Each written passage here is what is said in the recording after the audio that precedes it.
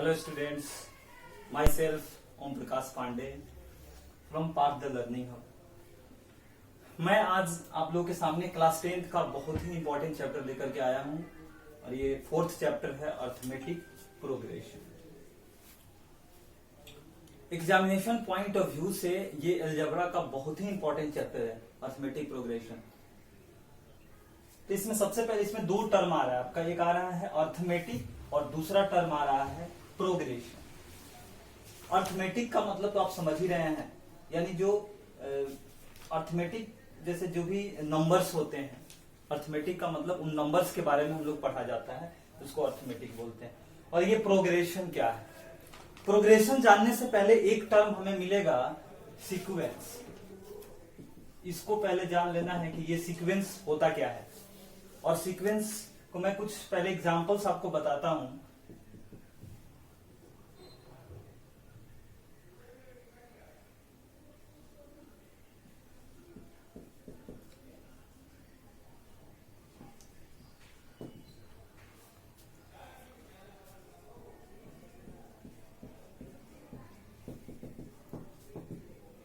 यहां पे आप लोग देख रहे होंगे ये दो नंबर्स का कलेक्शन, यहाँ पे ये एक क्या है, नंबर्स का सेट है या कलेक्शन है।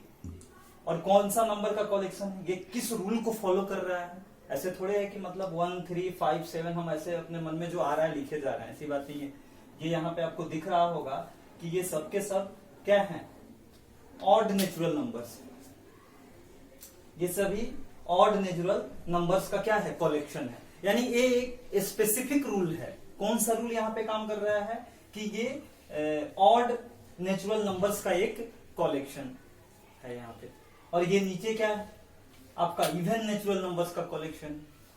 यानी ये एक नंबर्स का कलेक्शन है, नंबर्स का सेट है जो किसी स्पेसिफिक रूल को फॉलो कर रहा है। हाँ, अगर हम यहाँ पे किसी भी टर्म को, जैसे मान लीजिए एक चीज याद रखिएगा कि सीक्वेंस का जो प्रत्येक मेंबर है उसको हम लोग टर्म कहते हैं। प्रत्येक मेंबर क्या कहलाता है, टर्म कहलाता है। जैसे ये फर्स्ट टर्म है A1, फिर A2, या इसको T1 भी लिख सकते हैं, T1 T2 A3।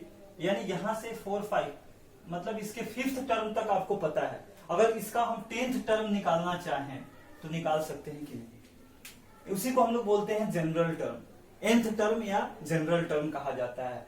तो एक्चुअली क्या होता है कि सीक्वेंस में कुछ ऐसे सेट होते हैं नंबर के, या कुछ ऐसे कलेक्शंस होते हैं, नंबर्स के कलेक्शंस होते हैं जिनका हम लोग जनरल टर्म यानी an या tn के फॉर्मूला को हम लोग फाइंड कर सकते हैं।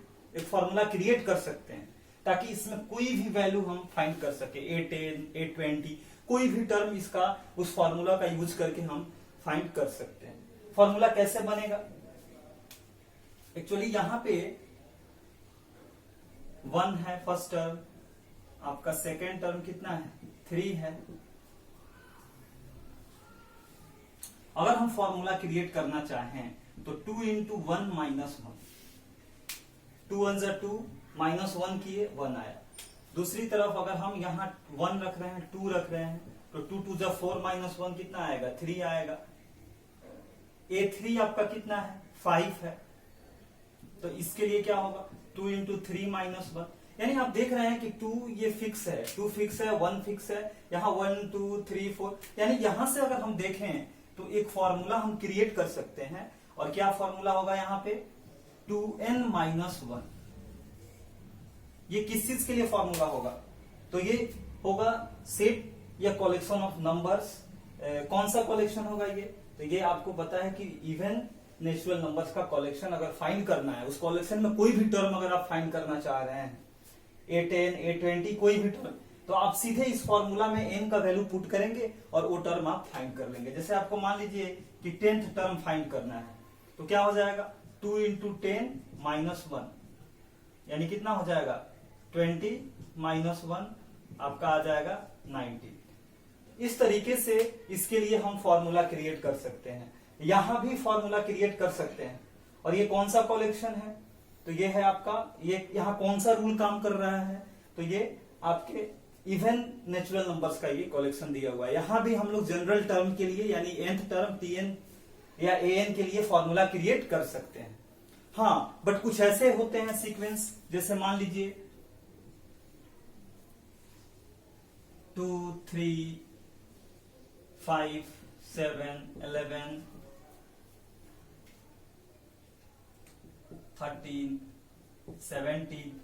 अब यहां देखिए, अच्छा एक चीज और इसमें समझना है कि हम लोग एक चीज और भी देख सकते हैं कि जैसे मान लीजिए 1 और 2 ऐड करेंगे तो 3 आएगा, 3 में 2 ऐड करेंगे 5 आएगा, 5 में 2 ऐड करेंगे क्या आएगा, 7 आएगा। यानी यहाँ पे एक चीज और हम देख रहे हैं कि जिसमें हम लोग nth टर्म फाइंड कर ले रहे हैं, जिसके टर्म को हम लोग जनरलाइज कर दे रहे हैं, उसके प्रत्येक ईच टर्म उसके प्रीसीडिंग टर्म में एक खास मतलब एक कांस्टेंट को ऐड करने पे कोई भी टर्म आ रहा है, कोई भी टर्म उसके प्रीवियस या उसके प्रीसीडिंग टर्म में एक कांस्टेंट ऐड करने पे आ रहा है।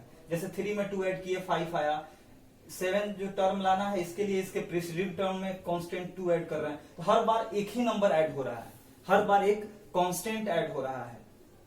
किसमें? जिसमें हम लोग जनरल टर्म an का फॉर्मूला क्रिएट कर ले रहे हैं उसमें।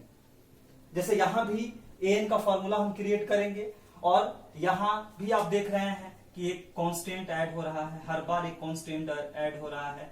या दूसरी तरफ इसी चीज को हम उल्टा ऐसे भी बोल सकते हैं कि each term minus preceding term equal to a constant. क्या बोल सकते हैं कि जैसे ईच टर्म माइनस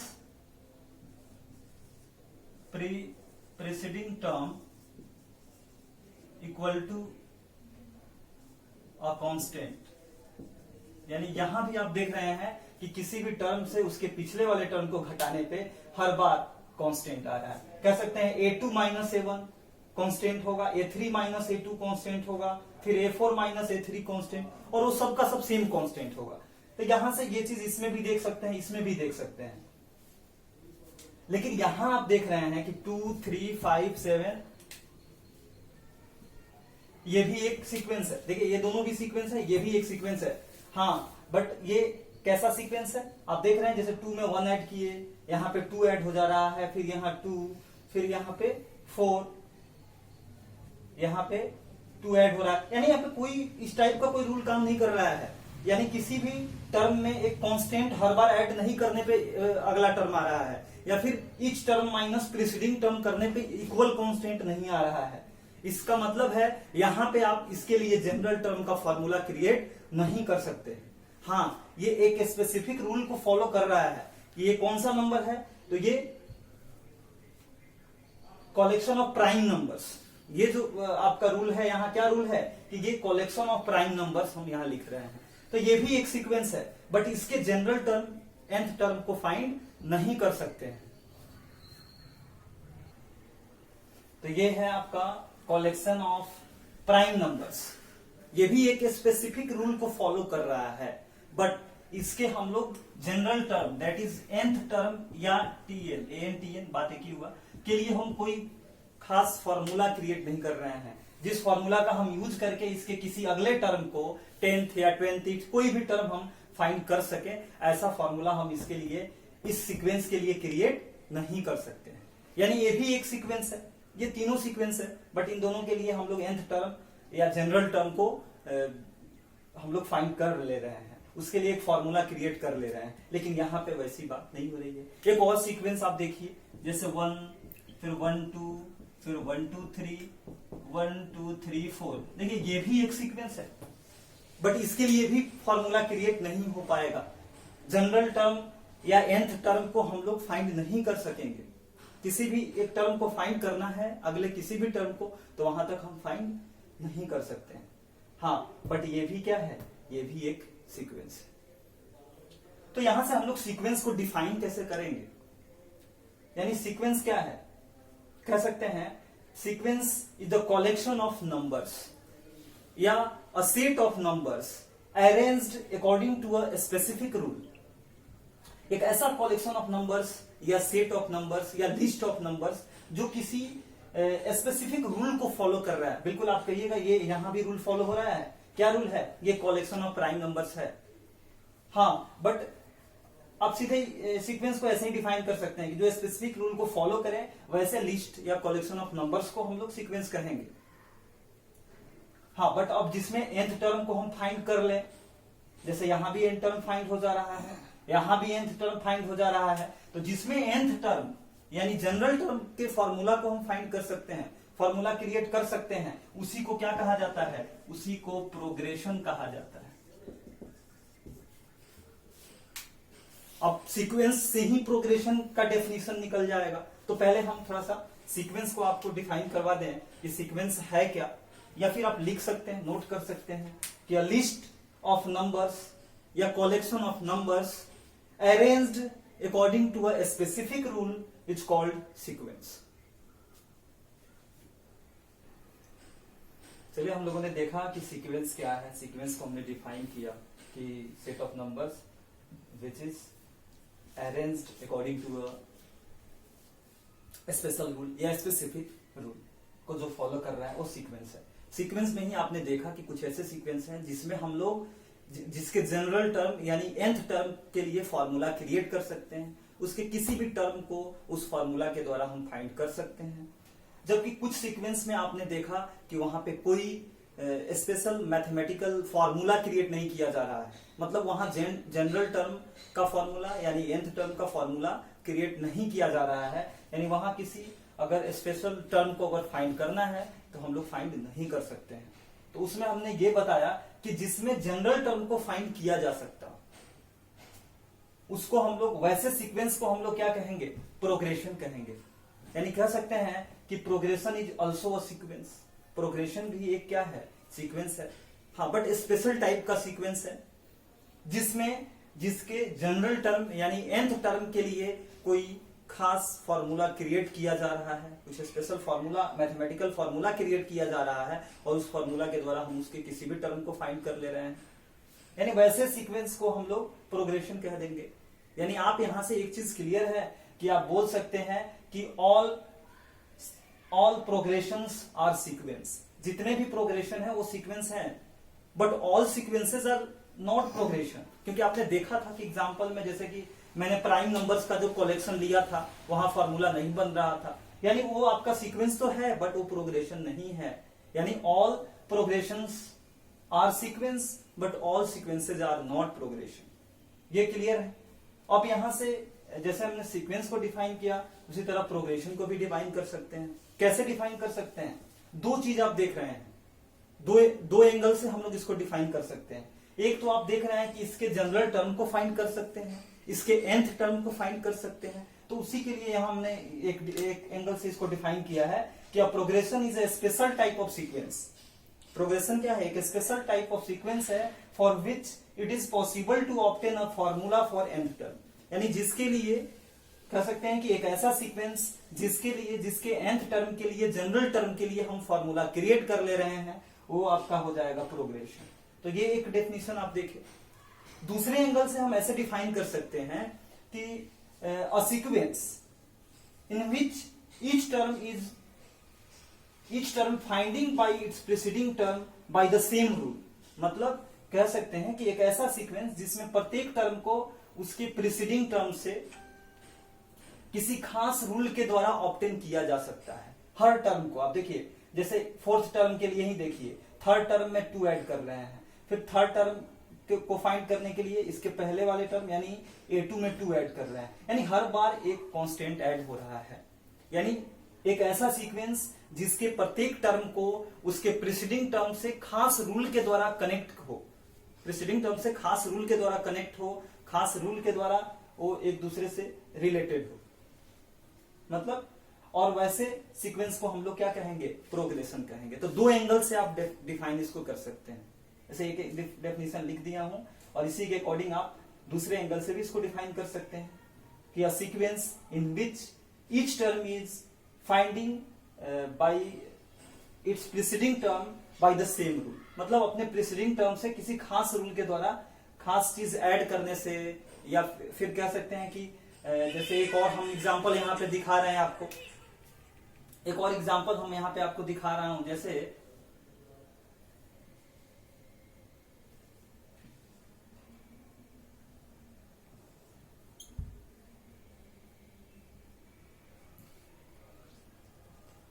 चलिए, यहां पे हमने एक और एग्जांपल दिया आपको। यहां तो आप देख रहे हैं कि रूल क्या है कि हर बार 2 ऐड हो रहा है। यहां भी रूल एक देख सकते हैं कि 2 ऐड हो रहा है। किसी भी टर्म को इसको फाइंड करना है, जैसे फोर्थ टर्म को फाइंड करना है तो थर्ड टर्म में हम लोग 2 ऐड कर देंगे सीधे। 9th टर्म को फाइंड करना है तो 8th टर्म में 2 ऐड कर देंगे। तो यहाँ पे भी मतलब इसके प्रत्येक टर्म को प्रीसीडिंग टर्म के से किसी खास रूल के द्वारा हम लोग फाइंड कर ले रहे हैं। यहाँ क्या रूल काम कर रहा है सो देखिए, यहाँ अगर आप 2/1 कर लीजिए तो कितना आ रहा है 2, फिर क्या कर लीजिए 4/2, that is A1 A2 A3, यानी यहां हम क्या कर रहे हैं A2/A1 कर रहे हैं। यहां क्या कर रहे हैं, फिर हम क्या कर रहे हैं A3/A2 कर रहे हैं। A3 में A2 से भाग दीजिए, यानी 4/2 क्या आ रहा है 2 आ रहा है। फिर आप A4/A3 कीजिए 2 आ रहा है। फिर A4 A5, फिर यहां पे क्या कीजिए A5/A4 करिए, सेम आया। यानी यहां से आप क्या देख रहे हैं, यहां जो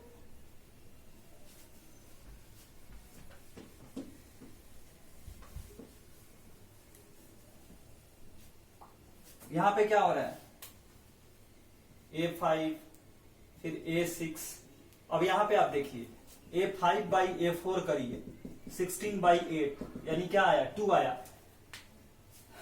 तो क्या देख रहे हैं आप, जैसे पिछले में देखे थे कि हर बार इसके प्रीसीडिंग टर्म में एक कांस्टेंट ऐड करके उसका हर अगला टर्म फाइंड किया जा सकता है। इसमें क्या देख रहे हैं कि इसमें ईच टर्म और उसके प्रीसीडिंग टर्म का जो कोसेंट आ रहा है वो कांस्टेंट आ रहा है। जैसे A2/A1 आपका 2 आया, A3/A2 क्या आया 2 आया, यानी each term divided by it's preceding term जो है वो एक कांस्टेंट आ रहा है।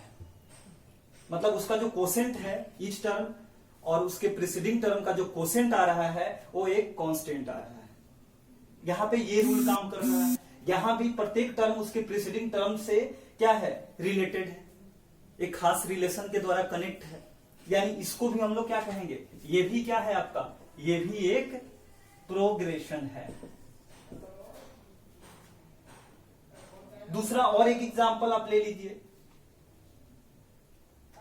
इस टाइप का और भी सब एग्जांपल लिया जा सकता है। यानी एक दूसरे एंगल से आप देख रहे हैं कि इसके प्रत्येक टर्म उसके पिछले टर्म से हर बार सीक्वेंस में हर बार ईच टर्म और उसके प्रीसीडिंग टर्म में एक खास रिलेशन है। कहीं पे कांस्टेंट हम ऐड कर ले रहे हैं, कहीं पे ईच टर्म और प्रीसीडिंग टर्म का जो कोसेंट आ रहा है वो इक्वल आ रहा है, एक कांस्टेंट आ रहा है, यानी ये भी एक प्रोग्रेशन है। प्रोग्रेशन का डेफिनेशन यहां से देख लिए। अब हम लोग देखते हैं टाइप्स ऑफ प्रोग्रेशन। प्रोग्रेशन के कितने टाइप्स हैं,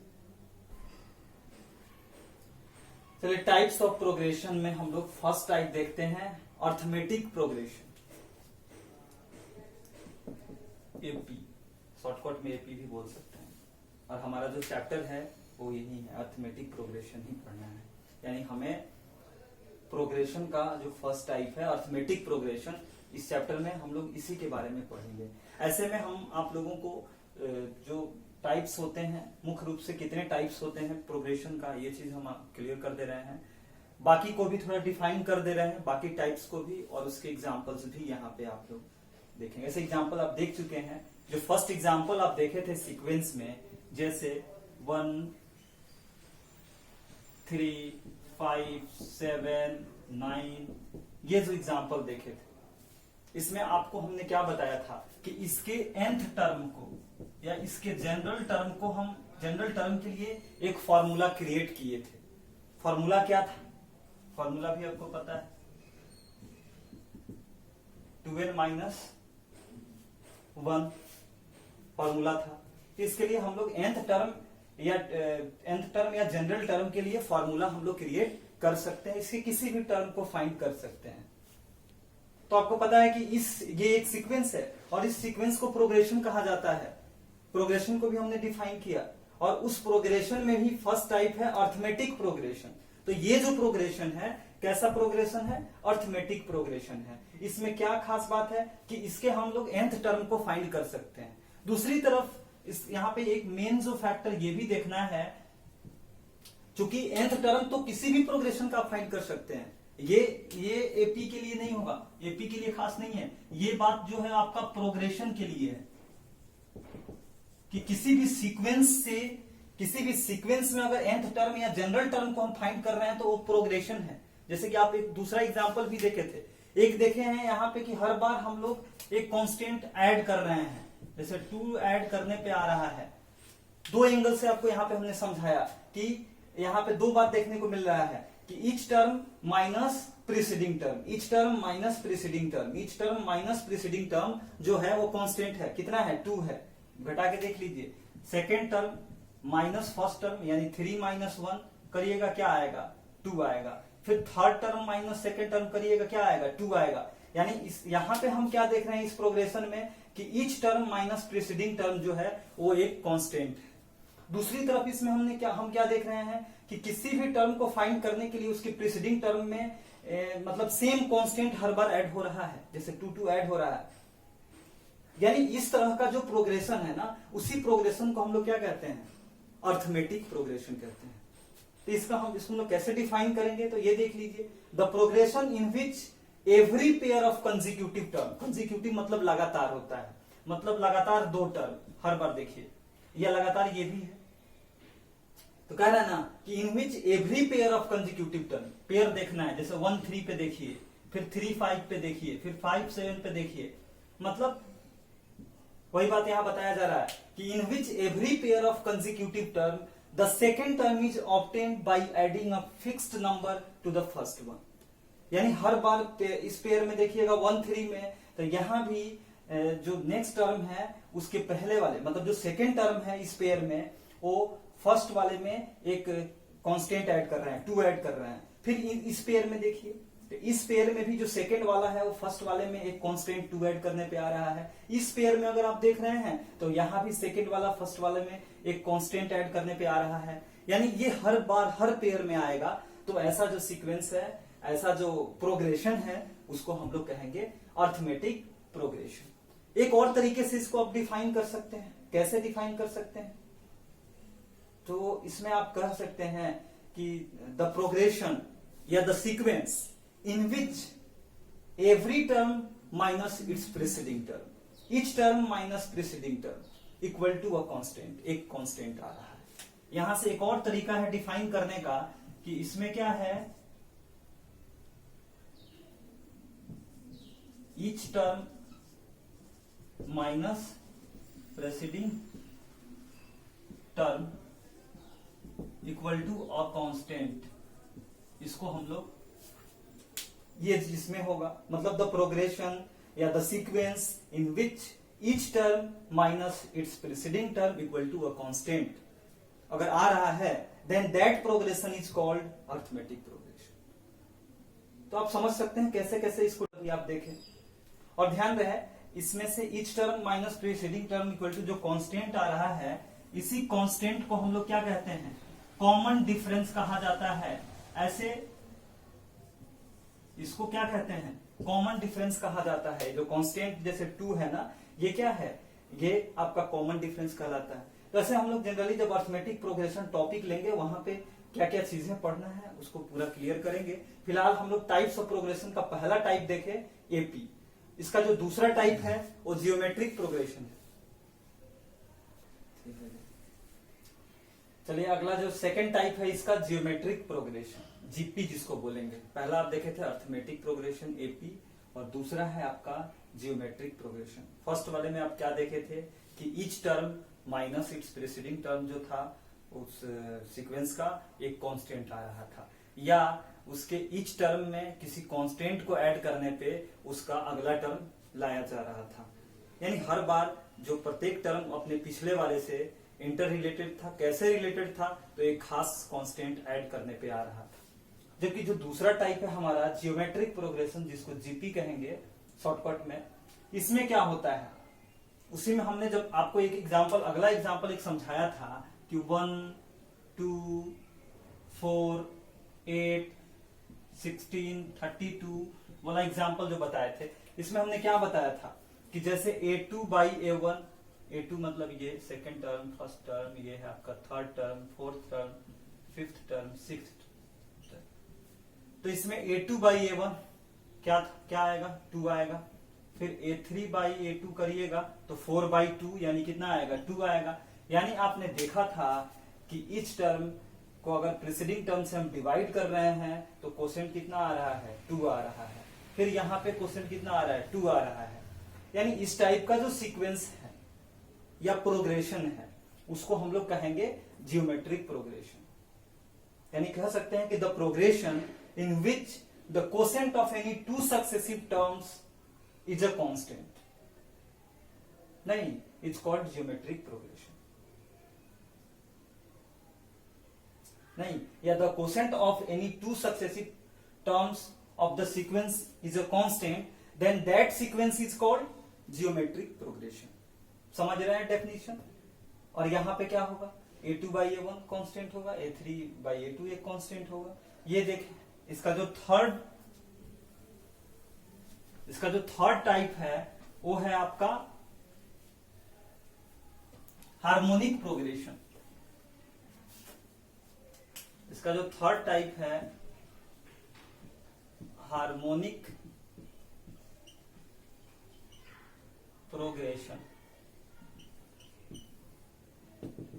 ये कैसा प्रोग्रेशन है? इसमें क्या है,